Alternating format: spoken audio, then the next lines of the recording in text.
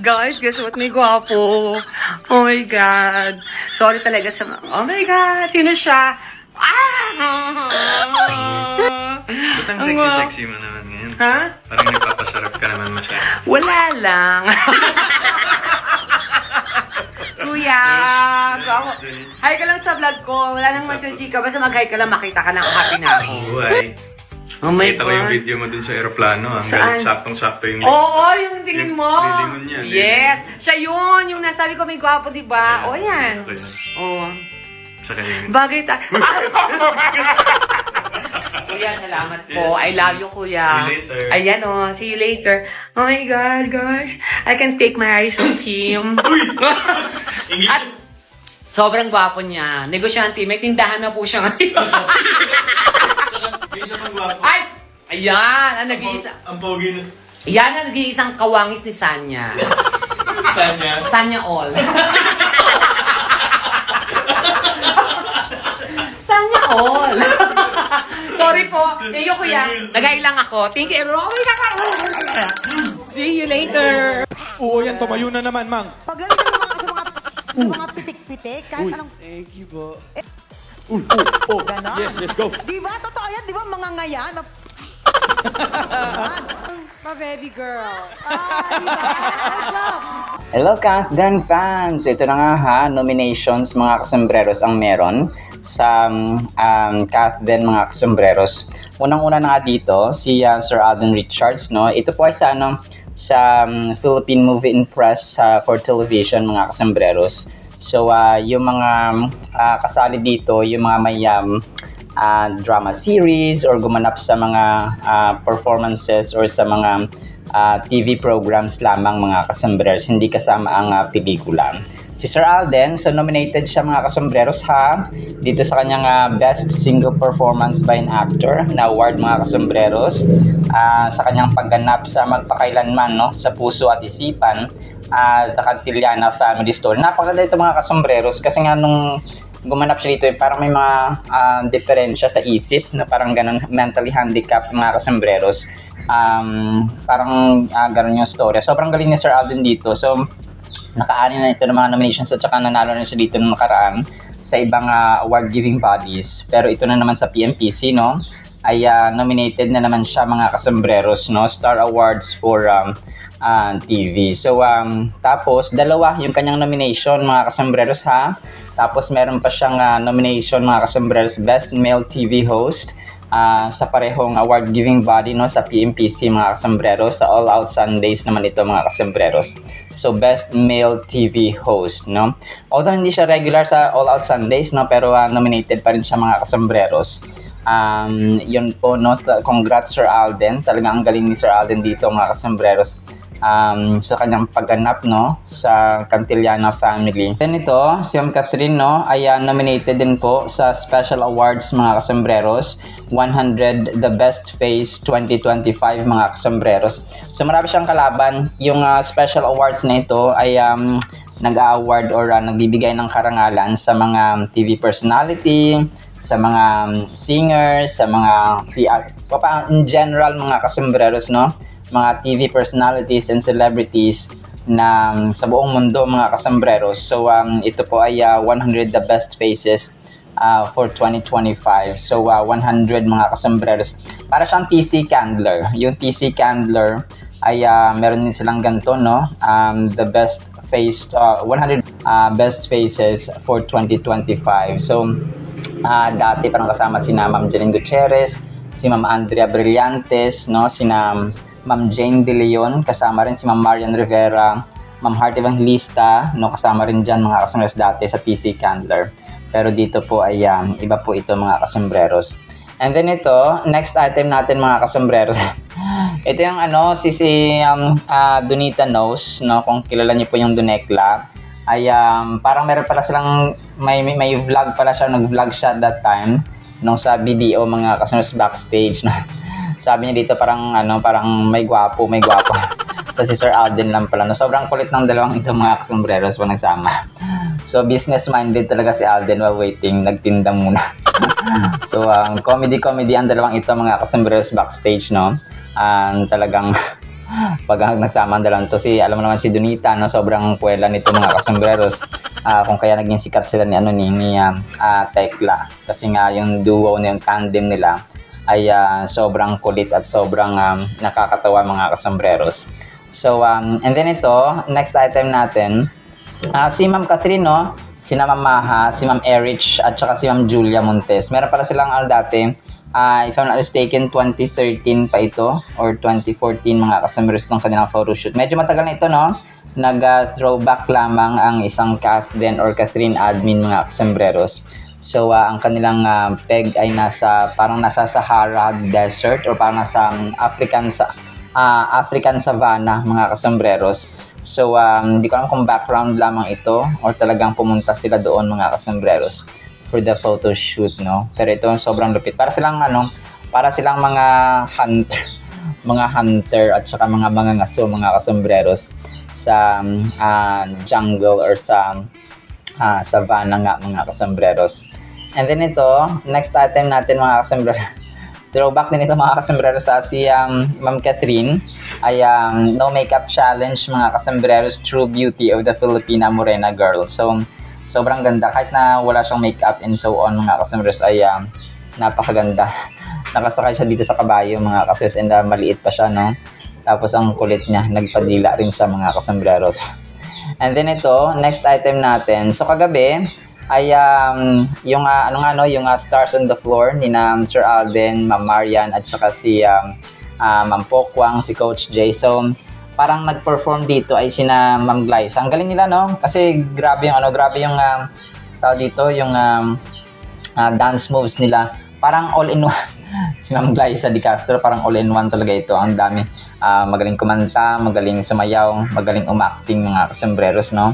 And as all we know, si Ma'am Glyza Di Castro ay part ng ng Encantadia. So si Ma'am dito, si Ma'am Pokwang talaga yung dito, yung natatawa ako dito mga kasembreros kasi nga parang samba kasi ginawa nila dito na genre ng sayaw mga kasembreros.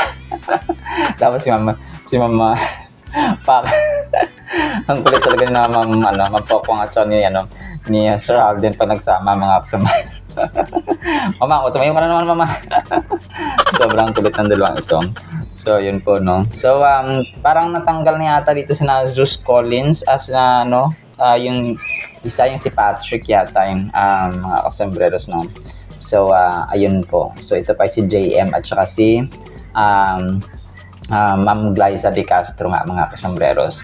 And then ito, next item natin mga kasembreros, yung parang dog photography day, July 28, 2025. So may gaganapin sila bukas mga kasembreros. So baka part ito ng dog photography day. So baka part ito ng kanyang Alpha Pro Nutri-Chunks dog food mga kasembreros, na kung saan ay connected niya kay Sir Alden na kumapa na Alpha Pro dog food mga kasembreros. So kasi diba yung Alpha Pro dog food may mga may mga programs din silang ginaganap, no, na related po sa mga aso, of course.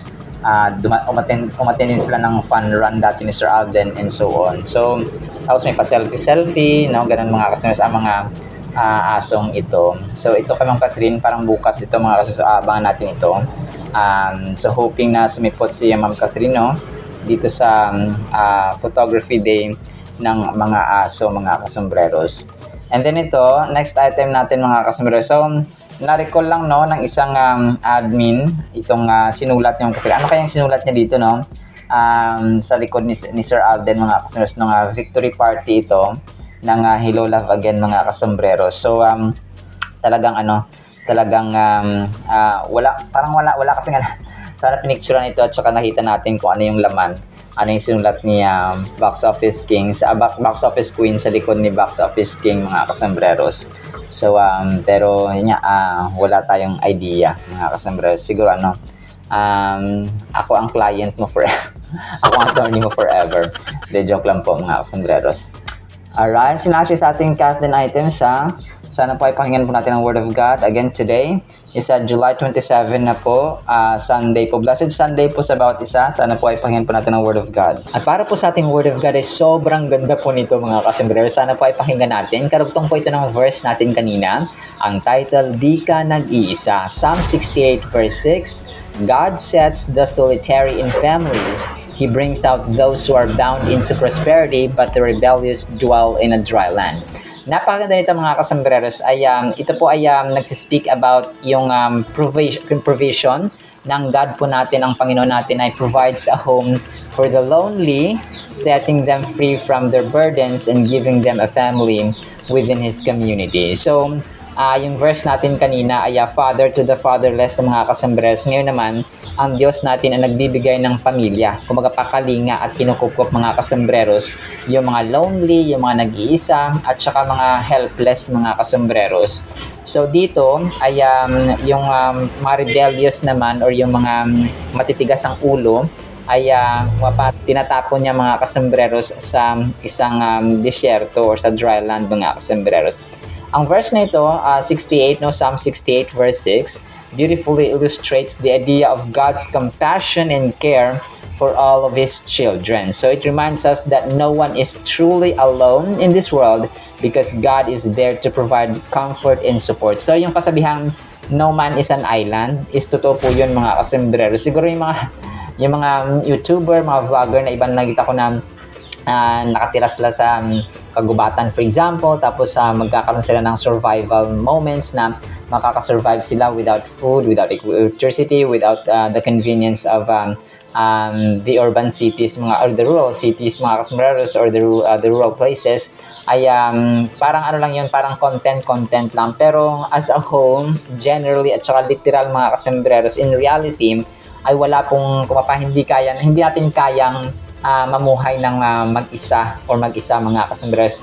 Dati si lolo ko ay nasa isla, isla pa ang tawag doon kasi dati ay napapalibutan po sila ng ng tubig yung kanilang lugar, pero ngayon ay yung sapa na iyon, yung ilog na iyon mga kasembreros ay nawala na kasi nga natamnan ng mga kahoy and so on. Mag-isa lang siya doon, tapos parang yung mga kapitbahay mo ilang sobrang layo pa sa bawat isa mga kasembreros, kung kaya siya tinawag na isla. Kung kaya umalis na rin sila doon, dito na kami namuhay mga kasembreros sa nanirahan sa barangay na sa gilid ng highway. Kasi nga mahirap mga kasembreros mag-isa, lalo na kapag wala kang kapitbahay. Kunwari, naubusan ka ng posporo, naubusan ka ng lighter, tapos wala kang pansindi. So, tatakbo ka pa sa na sobrang layo, tatakbo ka pa sa tindahan na sobrang layo talaga kapag andun ka pa panggaling sa loob mga kasembreros sa isla. Isla ang tawag doon mga kasembreros, pero wala na siyang tubig. The imagery of being set in family shows God's intentions for us to be surrounded by love and community, even if our biological families may not fulfill that role. So, kahit na wala tayong biological family mga kasembreros, ang Diyos po natin ang nagpo-provide, kasi minsan may mga taong mas close pa sila sa ibang tao na kinupkup siya or kinupkup sila mga kasembreros sa parang tunay na pamilya kaysa doon sa kanilang relatives by blood mga kasembreros. May mga ganong istorya, may mga ganong kwento mga kasembreros na mas close pa sila at saka mas mahal nila yung ibang tao na kumupkup sila kaysa sa kanilang relatives na kadugo mga kasembreros. Furthermore, the mention of prisoners being led out with singing symbolizes liberation and joy, highlighting God's ability to bring freedom and happiness to those who are suffering. So, kahit na sa atin ngayon, hindi man tayo nag-iisa physically, may mga kapatid tayo, may nanay tayo, may asawa, may anak nakasama sa bahay. Minsan may mga times na lonely ka, may mga times na pag nag-iisa ka na lang, tapos nagtatrabaho sila for example, or may ginagawa sila, tapos ikaw ay parang peaceful at saka nag-iisa sa kwarto or nag-iisa sa bahay. So, nafe-feel mo ito mga kasembreros, and don't worry kasi ang Diyos natin ay ang presence niya mga kasembreros, ang kanyang Holy Spirit ay nagbibigay rin sa atin ng comfort, at of course yung freedom. Ang freedom talaga, sabi ko dito, who are bound into prosperity. So, kapag ikaw ay malaya mga kasembreros at magagawa mo lahat, hindi naman lahat pwede mong gawin mga kasembreros kasi nga, hindi naman lahat ay tama. So, ito nangyayari sa mundo natin ngayon na kumaga pa parang ginagawa na lang anong gusto nila kasi nga you only live once, pero hindi nila alam na kahit mali at hindi pleasing sa harapan ng Panginoon na may sumpa na kalakip at consequence ay ginagawa pa rin nila. Pero God is providing us, going back sa topic ay nagpo-provide siya ng kalinga, mga kasambreros. Have you ever felt lonely or trapped in a difficult situation? This verse serves as a powerful encouragement that God sees our struggles and is working to bring us out of them. It touches on the universal longing for connection and freedom, affirming that God understands our deepest needs and is actively involved in meeting them. So, ang Diyos po natin ay hindi pabayaan. Kung ang ating pamilya, ang ating mahal sa buhay, yung taong dinidependahan natin at pinagkakatiwalaan na sana i-check ako nito, sana kukumustahin ako nito. May mga times na kung pa hindi nila nagagawa yon, our God is always there. Kasi ang Diyos po natin, isa sa mga characters niya, mga kasambreros, ay omnipresent siya, no? Present siya kahit saan, mga kasambreros. Omnipotent siya, all-powerful, no? Yung kanyang lakas ay walang equal, walang match, mga kasambreros.